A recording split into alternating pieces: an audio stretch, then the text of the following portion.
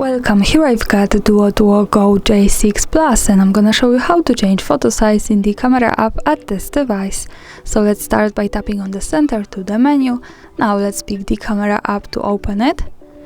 And here we are in the standard photo mode. From here let's go to the left corner at the bottom to this button.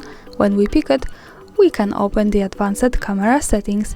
Now let's focus on this settings bar. We are from the left in the general settings. Let's move at the center to the photo settings. Now let's slide a little bit down. And here we have the picture size option. When we tap on it, we can pick from the quality of the photo in megapixels and also these two formats. So of course I suggest you to keep this on the best possible 8 megapixels. And that's all. This is how to change this. Thanks for watching. Subscribe our channel and leave the thumbs up.